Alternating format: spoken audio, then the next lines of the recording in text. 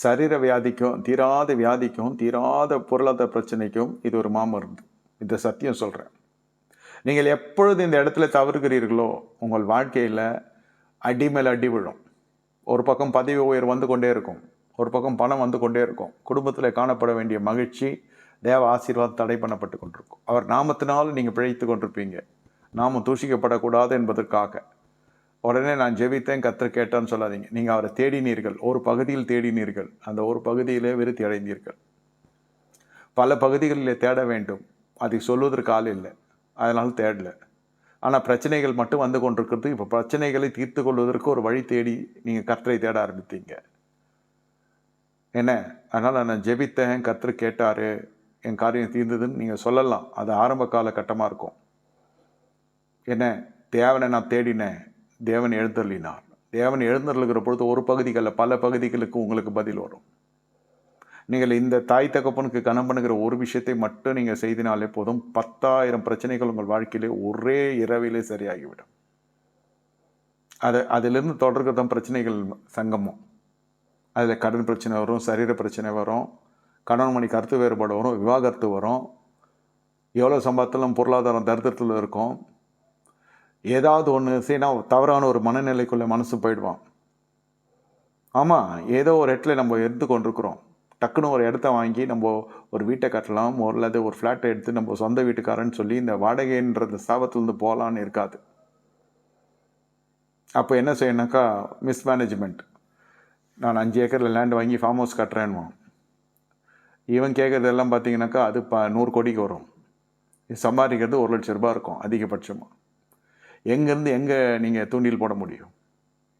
இப்போதைக்கு அந்த கரை நீ ஒரு இடத்த பார்த்து நீ ஒன்று செட்டில் ஆகி அதுக்குள்ளே நீங்கள் அந்த சொந்த இடத்துக்குள்ளே போகிற அந்த பழக்கத்துக்குள்ளே வரணும். அதான் மிஸ்மேனேஜ்மெண்ட்டு. தவறான ஒரு முதலீடு, தவறான ஒரு அபிப்பிராயம், ஞானம் மழுகிடும். ஒரு பக்கம் படிப்பு இருக்கும், ஒரு பக்கம் அனுபவம் இருக்கும், ஒரு பக்கம் எல்லாமே இருக்கும், ஒரு பக்கம் போக்குவரத்துமாக ஜனங்களும் இருப்பாங்க, அதாவது சான்றோர். ஆனால் யாருக்கும் தெரியாது உங்கள் குடும்பத்துக்குள்ளே என்ன நிலையில் போயின்னு இருக்கு குடும்பம்னு. ஆனால் கர்த்தர் அறிவார். அதனுடைய எஃபெக்ட் தான் இன்னைக்கு நிறைய பேருடைய வாழ்க்கை தரித்திரத்துக்குள்ளே இருக்குது. அதனுடைய எஃபெக்ட் தான் இதில் நிறைய பேருடைய வாழ்க்கை. படித்த படிப்புக்கு ஏற்றபடி அவங்களுக்கு வேலை கிடைக்கல, அப்படியே வேலை கிடைச்சா கூலி கிடைக்கல, வேலையும் கூலியும் கிடைச்சா ஒரு நல்ல குடும்பத்தில் அவங்க போய் வாழ்க்கப்பட முடியாது. இவங்களை உறிஞ்சி சாப்பிட்ற குடும்பம் கிடைக்கும். அப்படி இல்லைன்னா கல்யாணம் ஆகி குழந்தை இருக்காது. குழந்தை இருந்தால் அது புள்ள பிறந்தது தொல்லையாகவே இருக்கும். சின்ன வயசுலேருந்தே சொல்கிறேன், எங்கெங்கோ அது வரைக்கும் பாராத நோயெல்லாம் அந்த குழந்தைக்கு வந்திருக்கும். முற்பிதாக்கள் வழியை வருகிற சாபங்கள் அவங்க செஞ்சாங்கன்னா கூட நம்ம தனிப்பட்ட விதத்தில் கர்த்தரை ஆராதிக்கிறோம், கர்த்தரை தெரிந்து கொள்ளுகிறோம், கர்த்தரை தொழுது கொள்ளுகிறோம். அந்த பாரம்பரிய சாபங்கள் பின்தொடர்தான் பார்க்கணும். நம்ம ஜென்ரேஷன் கர்ஸ், பிளட் லைன் கர்ஸ். ஏசு சிலுவையில் எல்லாத்தையும் தூக்கி சுமந்துட்டார். ஏசு சொல்கிற மாதிரி வாழ்ந்தால் தான் பிரச்சனை இல்லை. ஏசு சொல்கிற மாதிரி எங்கே வாழ்கிறது? எங்கே வாழ்கிறாங்க? இல்லை வாழல, வாழ முடியலன்னு நிறைய பேர் சொல்லுவாங்க. அது மாதிரிலாம் வாழ முடியாதுன்னு சொல்லுவாங்க நிறைய பேர். எல்லாம் கிருபை பார்த்துக்கோணுமாங்க. சத்தியம் அது எதிர்பார்ப்புக்கு தூரமானது. ஆராதனை என்ற பேரில் ஒரு அரை மணி நேரம் இல்லை 1 மணி நேரம் உட்காந்து நின்றுட்டு கரங்களை உயர்த்தி கண்களை மூடி ஏதாவது ஆத்தும ரீதியில் அடுத்த லெவலுக்கு போதா? பரிசுத்தத்தில் தேவ வார்த்தையை ஒரு வசனத்தையாவது நம்ம கடைப்பிடிச்சோமா? போதிச்சு வேணால் தசம்பாகனா வரும். அது பேசுகிறவங்களுக்கு தவறு இல்லை, அதில் ஓரளவுக்கு ஆசீர்வாதம் இருக்குது, இல்லைன்னு சொல்ல. ஒரு பகுதி நாணயத்தின் ஒரு பகுதி தான் அது. இன்னொரு பக்கம் நீ எல்லா வாட்டிலும் சுகமாக இரு மகனே, உன் ஆத்துமா வாழட்டும். நான் சொல்கிறது ஆத்துமா வாழ்கிறதுக்கு சொல்கிறேன். தசபாகம் கொடுக்கறது சரீர வளர்ச்சிக்கு நீங்கள் செய்கிறீங்க. ஆத்தும வளர்ச்சிக்கு இதுதான், சரீர வளர்ச்சிக்கு அது. சரீர வளர்ச்சியும் தேவை, ஆத்தும வளர்ச்சியும் தேவைன்னு நினைக்கிறவங்க ஒரு நாணயத்தினுடைய இரு பக்கத்தை போல் இருக்குது வாழ்க்கை. அதான் சொல்கிறேன், நீங்கள் ரெகுலராக தசமம் கொடுக்குறப்ப எந்த சபையுமே உங்கள் பக்கமே நிற்கும். சபையே நிற்கும், போதகரும் நிற்பாங்க. அதை தக்க வைப்பதற்கேற்ற அவங்க இருப்பாங்க. ஒருத்தவங்க சொல்கிறாங்க, 28 வருஷமாக என் கணவன் என்னோட பிரச்சனை, என் சபை தான் கூட இருக்குது, ஜப குறிப்பு வருது எனக்கு. நான் கேட்டேன், 28 வருஷமாக சபை என்ன பண்ணுச்சு உங்களுக்கு? சபை என் கூட இருக்குது. என்ன புருஷனுக்கு முன்னாடி பிரித்து விட்டுருன்னு ஒன்று அந்த மனுஷனை போய் சந்திக்கணும். இல்லை இந்த அம்மாவுக்காவது கொடுக்குற ஒரு டயட்டு, ஸ்பிரிச்சுவல் டயட் வந்து அந்த மனுஷனை சமாளிக்கிறதா இருக்கணும். அவனை முத்திரை குத்தி வச்சாச்சு அந்த மனுஷன் துன்மார்க்கன்னு. அவனால் இந்த அம்மாவுக்கு உயிருக்கு ஆபத்துன்னு சொல்லி போதிக்கப்பட்டாச்சு. இந்த அம்மா போய் தனியாக படுத்துக்க ஆரம்பிச்சிச்சு. பயந்துங்கண்ணே, பயத்தில் அந்தால் பார்த்தா அவன் வந்து போய் வேற ஒரு பொம்பளை கூட படுத்துக்க ஆரம்பிச்சிட்டான். இப்போ சபைக்கு நிறைய வேலை வந்துடுச்சு, நல்ல வைரல் ஆயிடுச்சு அந்த பற்றி சொன்ன வார்த்தைலாம்.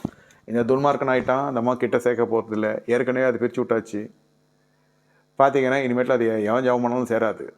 அது எப்படி அந்த மனுஷன் நான் மன்னிப்பேன்? இதே தவிர நான் செஞ்சுதான் இருந்தாலும் ஏற்றுக்குவானோ? இதுவும் திருவிருந்து எடுக்கும், இதுக்கும் திருவிருந்து கொடுப்பாங்க. இது நல்ல பொசிஷனில் இருக்குது சமுதாயத்தில். ரிட்டையர் ஆனாலும் பெரிய தசம்பாங்க கனி கொடுக்கும். சம்பாதிச்சாலும் இது வந்து பொன் முட்டையற்ற வாத்து மாதிரி அந்த சபைக்கு. சபை ஏஞ்சி நிற்குது. அதான் தலைமை இந்த அம்மாவுக்கு ஒரு பெரிய வந்தனம் செலுத்துது. சர்ச்சில் பதவி கொடுக்குது தக்க வைக்கிறதுக்கு. விசுவாசி எங்கேயும் ஸ்கிப் ஆகிடக்கூடாதுன்னு, எஸ்கேப் ஆகிடக்கூடாதுன்னு. அவ்வளோதான். சபையில் இது செட்டில்டு, சபை இதுக்கிட்ட செட்டில்டு. கடைசி வரைக்கும் 28 வருஷமாக அந்த புருஷங்கிட்டே சேகலை. இது கடைசியாக எப்படியோ யூடியூப்ல ஏதோ பார்த்துட்டு என்கிட்ட தொடர்பு வச்சு நான் பிளாஸ்ட் பண்ணி விட்டேன். அப்புறம் கொஞ்ச நாள் பேசலை. அதுக்கப்புறம் புரிஞ்சிடுச்சு. ஐயா இப்போ தான் புரிஞ்சுது, இப்போ தான் நான் தெரிஞ்சேன், நீங்கள் சொல்லதான் கரெக்டு. இதனால் நான் ஒரு போதையில் இருந்தேன், ஒரு மாயத்தில் இருந்தேன், ஒரு மயக்கத்தில் இருந்தேன், இப்போ தான் தெரிஞ்சேன் அப்படின்ச்சு. அப்புறம் 2 வாரம் கழிச்சு சொல்லிச்சு என் வீட்டுக்காரர் இறந்துட்டார். ஆனால் இந்த 2 வாரத்தில் நான் போய் ஒப்புரவாயிட்டேன். அவர் பரலோகத்தில் போயிட்டாலும் எனக்கு என் பாவத்தை கருத்து மன்னிச்சிட்டுப்பார் நான் நம்புறேன்ச்சு. சரிம்மா. அந்த 2 வாரம் தான் அந்த இந்தம்மா மனம் திரும்பி அந்த மனுஷன் 2 வாரம் தான் உயிரோடு இருந்தார். ஏன்னா அவரு இதை தான் எதிர்பார்த்துருந்தார். சபை இந்த மாதிரி எதனா இன்டர்ஃபியர் ஆகணும்.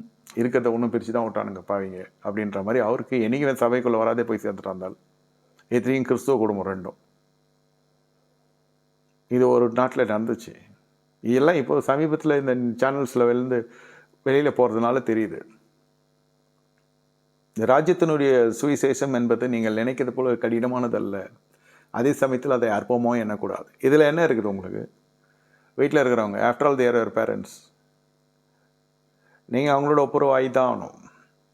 நீங்கள் கூப்பிட்டு பேசுங்க, பேசாமல் போங்கன்னு அது சொல்ல மன அளவில் ஆண்டவரே நான் செய்தது தவறு, இவ்வளோ நாள் நான் நினச்சிருந்தேன் அவங்க தான் தவறு செஞ்சாங்க, சரி நான் தவறு செஞ்சுருக்கேன். இப்போ பிள்ளைங்களாம் பிறந்து பெரிய பசங்க ஆகியிருப்பாங்க.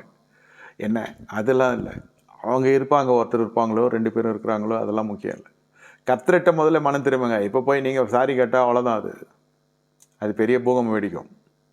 சேர்க்க மாட்டாங்க ஒன்று. 2வது அது தேவையில்லாத விஷயம். கர்த்தருக்கு முன்னே நீங்கள் மனம் திரும்பி நீங்கள் என்ன செய்யணும்? ஆண்டவரே இது நான் தவறு செஞ்சுட்டேன், இதனால தான் என் பிள்ளைங்க வாழ்க்கையில் ஒரு பிரகாசம் இல்லாமல் இருக்குது. ஆமாம், அந்த கர்ஸ் ஃபாலோஸ் யர் ஜென்ரேஷன்.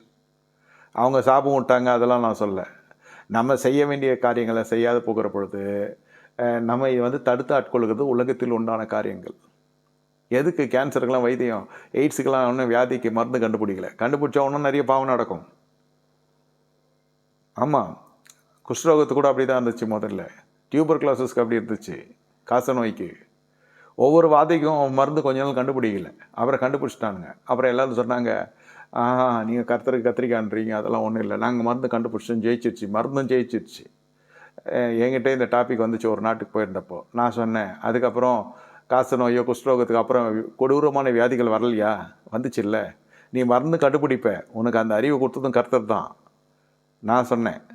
ஆனால் இன்னொன்று அவர் உருவாக்குற மாதிரி இன்னும் சில வாதைகளை உள்ளே அனுப்பிச்சிட்டாரு. ஆமாம், தேவனிடத்தில் விடப்பட்ட பொல்லாத ஆவி வருது இல்லையா சவுல் மேலே, அந்த மாதிரி நன்மை பெற்றுக்கொண்டனால் தீமை பெற வேண்டாமான்னு யோபு சொல்கிறது போல் நன்மை மட்டும் கர்த்தர் செய்கிறதுல தீமையும் அனுப்புகிறாரு, வாதையும் அனுப்புகிறாரு, சிக்ஷையும் அனுப்புகிறாரு. ஸ்டேஜுக்கு ஏற்ற மாதிரி, ஏஜுக்கு ஏற்ற மாதிரி. கிறிஸ்துக்குள்ள சொல்கிறேன். நீ குஷ்ரோகத்துக்கு மருந்து கண்டுபிடிப்ப, காச நோய்க்கு மருந்து கண்டுபிடிப்ப, எய்ட்ஸு கண்டுபிடிக்க முடியல. எய்ட்ஸ்னு ஒரு நோய் வந்துச்சு அதுக்கப்புறம். ஆமாம், நீங்கள் எல்லாமே கண்டுபிடிச்சிடலாம். அந்த கிருபை செஞ்சது தேவன் தான். புது புது வியாதிகள் வர அனுமதிக்கிறதும் தேவன் தான். புது புது பாவங்கள் நூதனமாக வருது. அப்போல்லாம் எங்கேயோ ஏதோ நடக்கும். இப்போ பார்த்தீங்கன்னா சிறுமிகள் பாலியல் அதிகமாகிடுச்சு.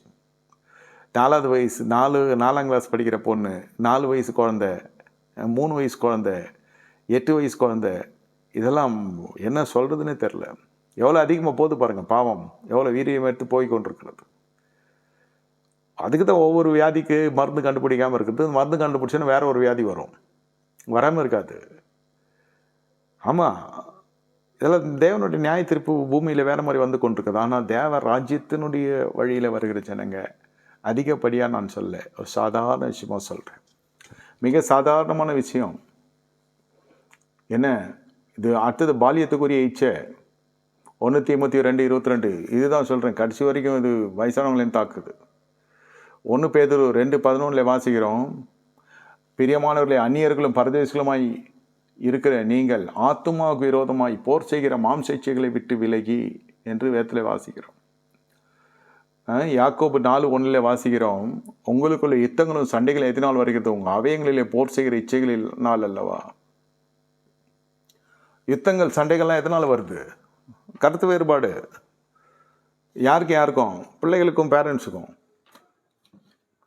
போர் செய்கிற இச்சை, கை கலப்பு ரொம்ப தூரம் போயிடுச்சு. இப்போ வாழ்க்கை ரொம்ப தூரம் ஆயிடுச்சு. சில பேர் கனம் பண்ணுறேன்னுவாங்க, கடைசியில் அது வேறு மாதிரி கனவீனை பற்றிட்டு போயிடுவாங்க. முக்கியமான காலகட்டத்தில், முக்கியமான காரியங்களில் சில பசங்கள்லாம் பார்த்தீங்களாக்கா ரொம்ப ஒரு முரட்டனமாக இருப்பாங்க. ஆனால் எல்லாமே கரெக்டாக இருக்கும். கனம் பண்ண வேண்டிய இடத்துல கரெக்டாக கனம் பண்ணிருவாங்க பேரண்ட்ஸு. இதுவும் நடந்து கொண்டு இருக்கு. பிரியமே ரூபவதியே, இந்த கடைசி நாட்களில் நம்ம வாழ்ந்து கொண்டிருக்கிறோம். இந்த நாளிலாவது சமாதானத்துக்கு எதுவானங்களை தெரிந்து கொள்ளணும். வருகை சமீபத்திற்குது இல்லைன்னு சொல்ல, ஆனால் இதை நீங்கள் கடைபிடிக்கிற பொழுது பரலோகமே உங்களுக்கு சமீபத்திருக்கும். உங்களுக்கு அது தூரமான இடம் இல்லை. ராஜ்யம் தூரமானவன் அல்ல. ராஜ்யத்துக்கு நீ தூரமானவள் அல்ல. தேவ ராஜ்யத்துக்கு தூரமானவன் அல்ல, தூரமானவள் அல்ல. கண்களை மூடி கர்த்தரை நோக்கி பார்ப்போமா? யோசித்து பாருங்க. ஒவ்வொரு இச்சை, அதுக்கு பல பின்னாடி காரியங்கள்லாம் கசப்பு. சண்டை போடுற ஒரு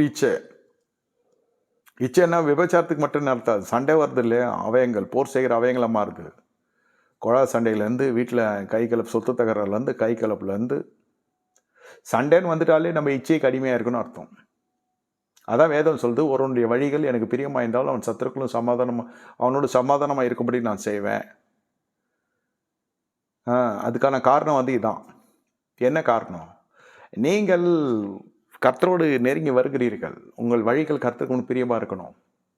பரலோகத்துக்கு தூரமான வாழ்க்கை இல்லை, நெருங்கி வாழ்கிற வாழ்க்கை. கண்களை மூடி கர்த்தரை நோக்கி பார்ப்போம். ஆண்டவரே, நீ சொன்ன ஆசீர்வதியும், சபையை பலப்படுத்தும், பொறுப்பெடுத்துக் கொள்ளும், புதிய நன்மையினால் முடிச்சுட்டும்.